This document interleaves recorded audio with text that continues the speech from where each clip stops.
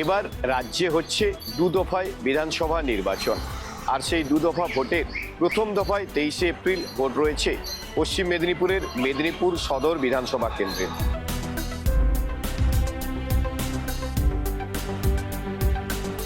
মেদিনীপুর সদর বিধানসভা কেন্দ্রে তৃণমূল কংগ্রেসের প্রার্থী রয়েছেন সুজয় হাজরা, আর সেই সুজয় হাজরার রোজনামচা তুলে ধরতে প্রার্থীর পায়ে পায়ে নিয়ে এই প্রোগ্রাম নিয়ে আমরা আজ এসে পৌঁছেছি মেদিনীপুর সদর বিধানসভা কেন্দ্রের মেদিনীপুর এলাকাতে। আজ সারাদিন আমাদের ক্যামেরা ঘুরবে প্রার্থীর সঙ্গে।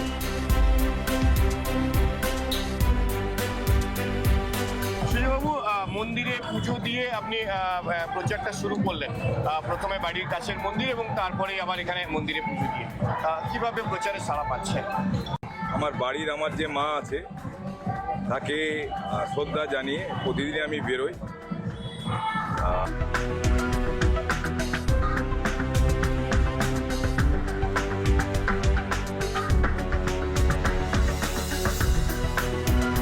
বিজেপি যেখানে বারবার আপনার সঙ্গে প্রতিপক্ষ রয়েছে এবং বিজেপি যেখানে হিন্দুত্বের কথা বারবার বড় করে দেখায়, আপনি পুজো করে শুরু করলেন প্রচার। আচ্ছা, কি মনে হলো? আমার সকালবেলায় স্নান করি, উঠে আমি প্রতিদিন আমার বাড়ির পুজোটা করি, আমার কুলদেবীকে স্মরণ করি, তার প্রার্থনা নিই। তো আমাদের ধর্ম তো মন্দিরে থাকবে, মসজিদে থাকবে, গির্জায় থাকবে, গুরুদুয়ারাতে থাকবে। আমাদের ধর্ম রাজনীতির মধ্যে কবে থেকে এলো? যারা রাজনীতি মানুষের কাছে গণতন্ত্রে বিশ্বাস করে না, মানুষের উপরে আস্থা বিশ্বাস ভরসা নেই, তারা ধর্মের নামে, কারণ ধর্ম এমন একটা দুর্বল জায়গা, মানুষের ধর্মের বীজ ঢুকিয়ে দিয়ে মানুষের মনকে বিচলিত করার চেষ্টা করে। তারা মানুষকে কাছে গিয়ে কোনোদিন বলে না যে আমরা 12 বছর কেন্দ্রে ক্ষমতায় আছি, আমরা ভারতবর্ষের মানুষের জন্য, বাংলার মানুষের জন্য, মেদিনীপুরের মানুষের জন্য এই কাজগুলো করেছি, তার জন্য ভোট দেন। এটা বলার মতো ক্ষমতা নেই, কারণ করেনি ওরা।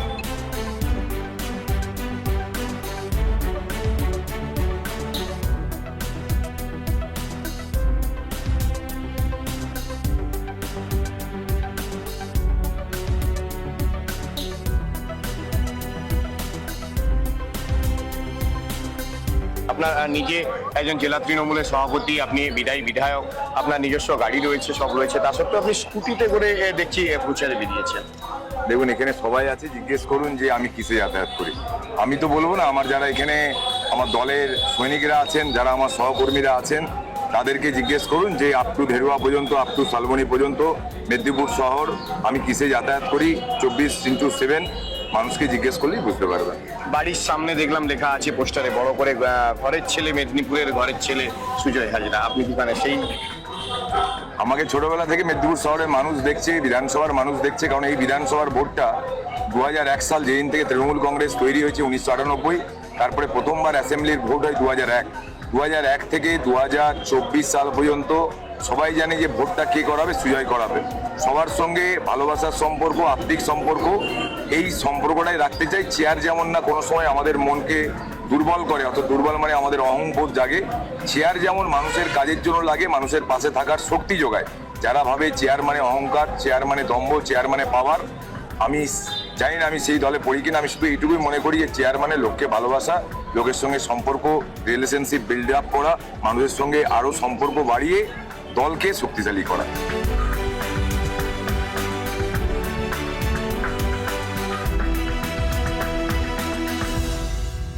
প্রচারের ফাঁকে সুজয় হাজরা এসে পৌঁছেছেন কঙ্কাবতী এলাকায়।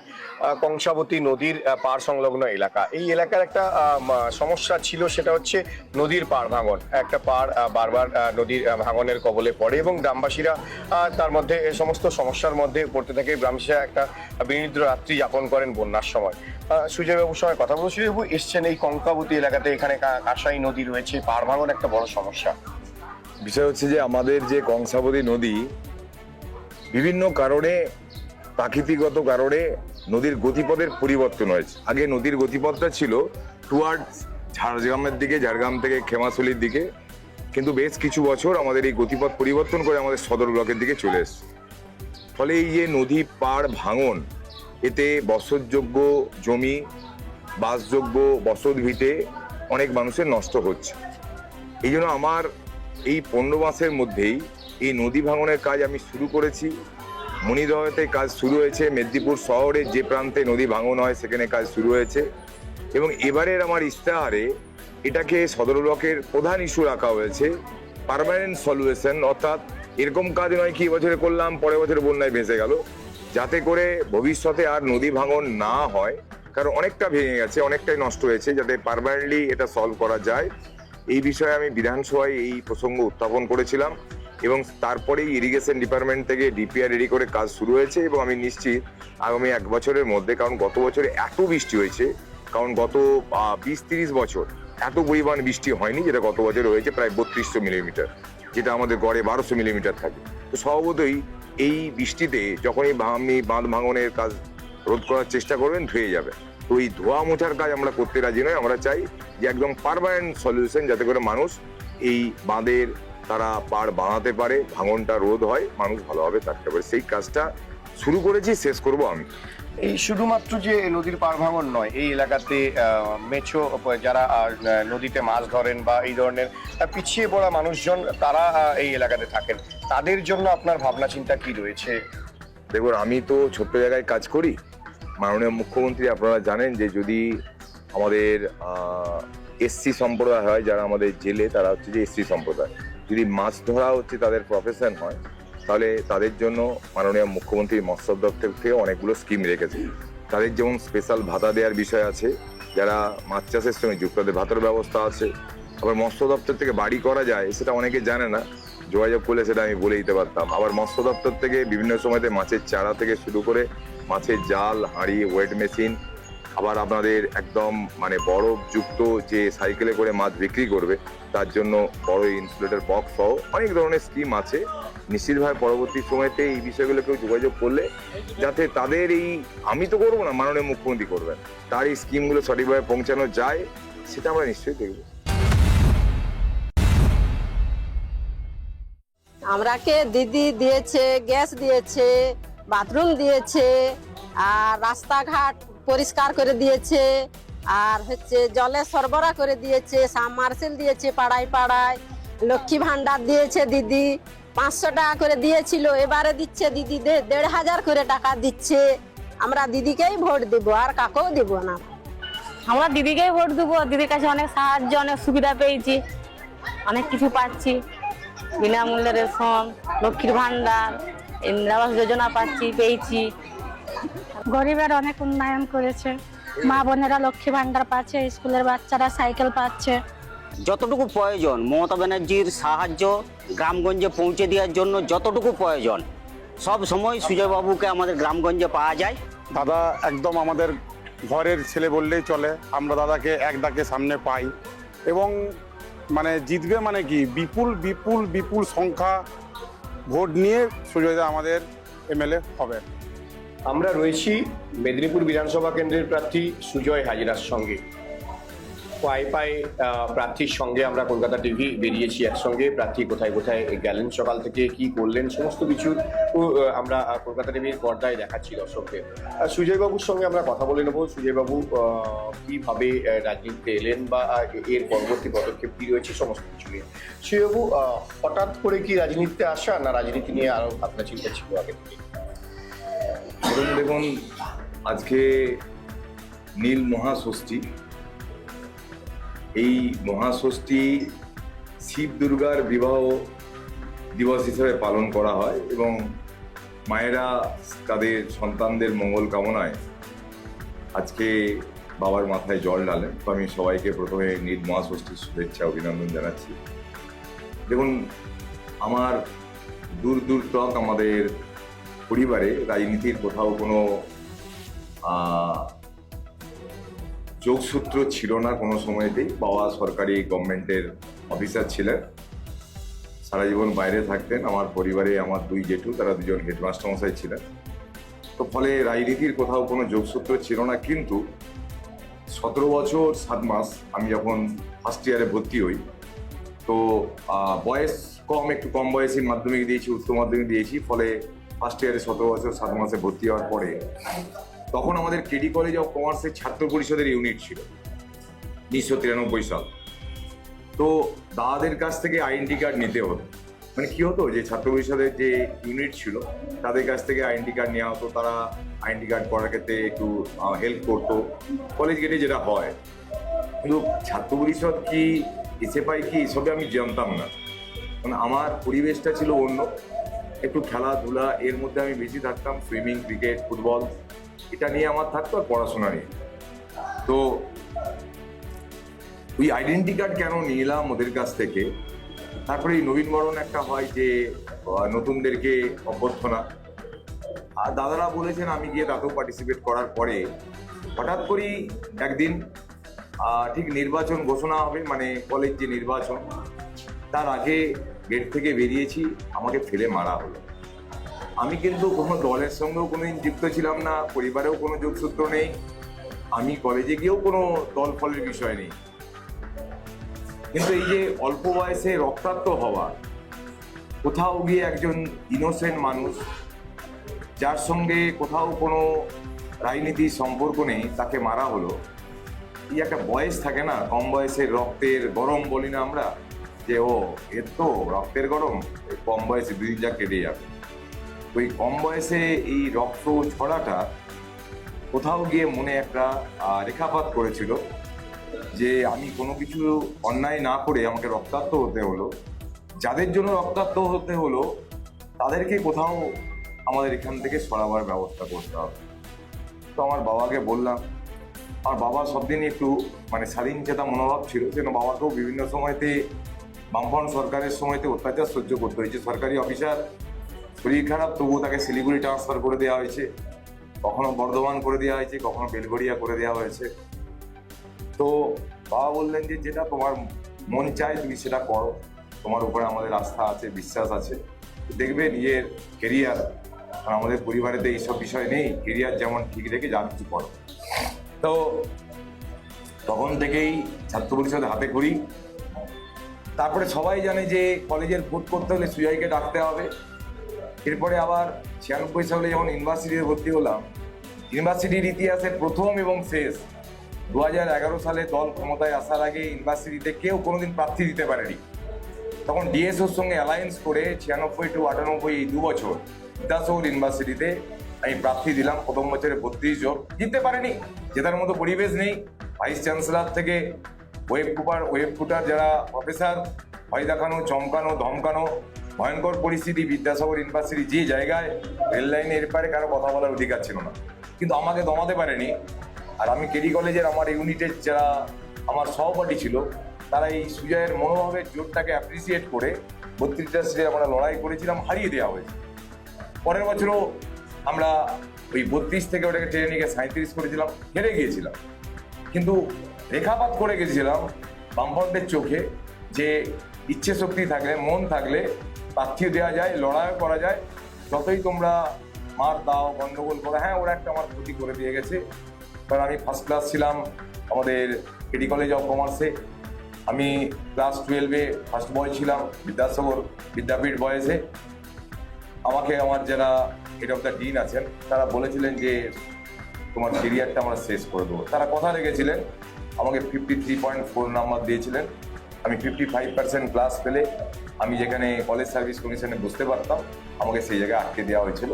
পরবর্তী সময়তে কলকাতায় পড়াশোনার জন্য চলে যায়, কিন্তু কলেজে ভোট হবে মানে সুজয়ের ডাক পড়ে যেত।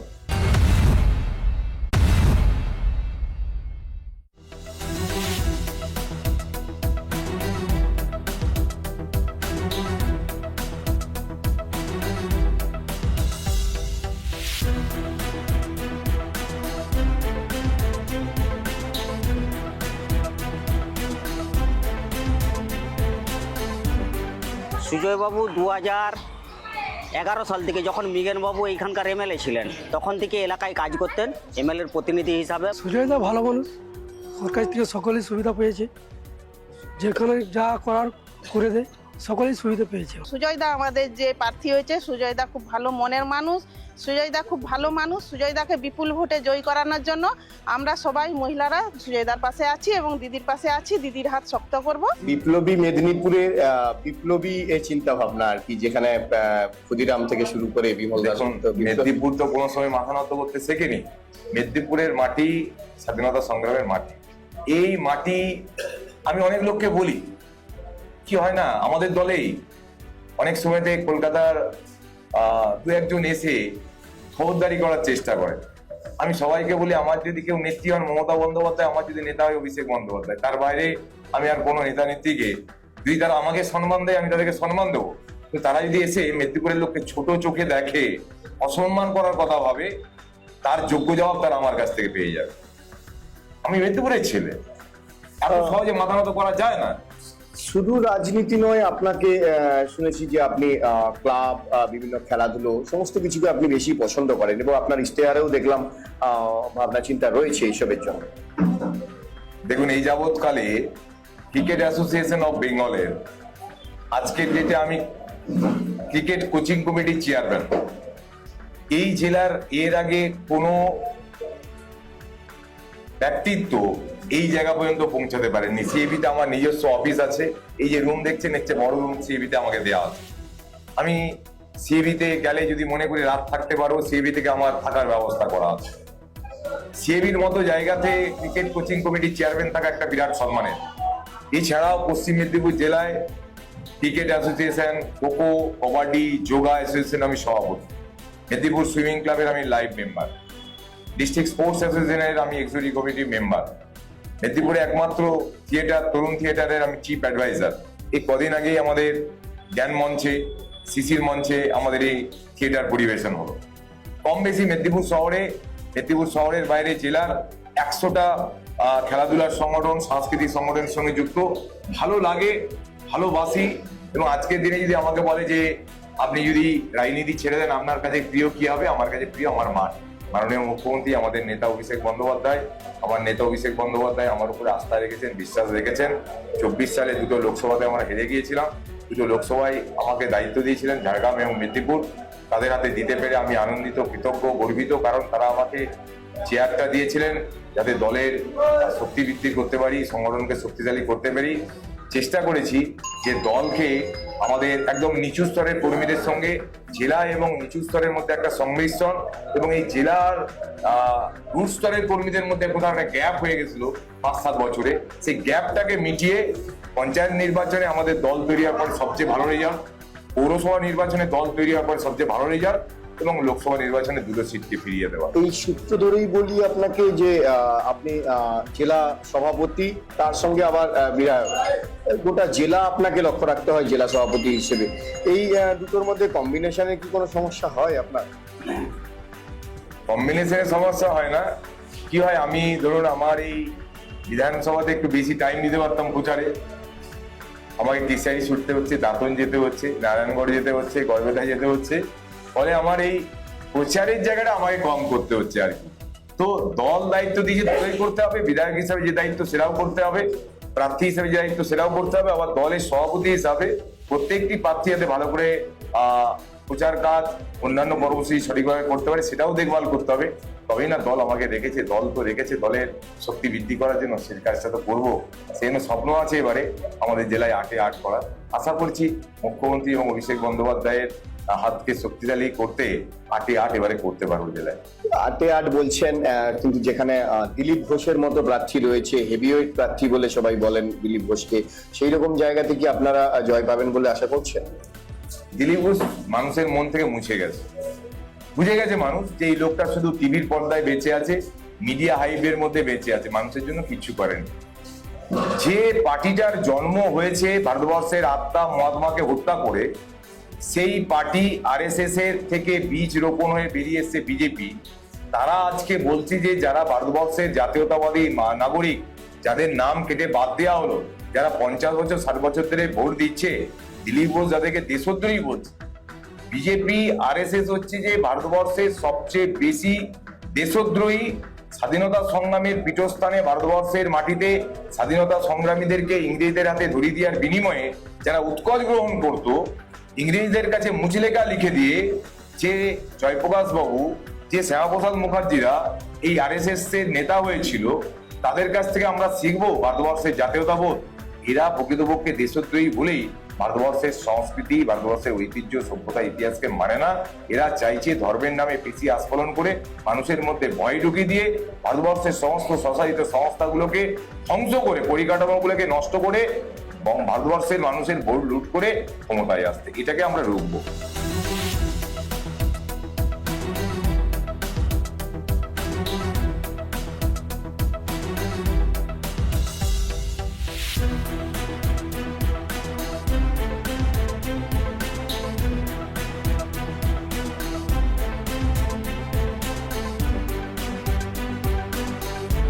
অর্ধাঙ্গিনী যিনি, তিনিও তো রাজনীতিতে রয়েছেন এবং তিনি কাউন্সিলর।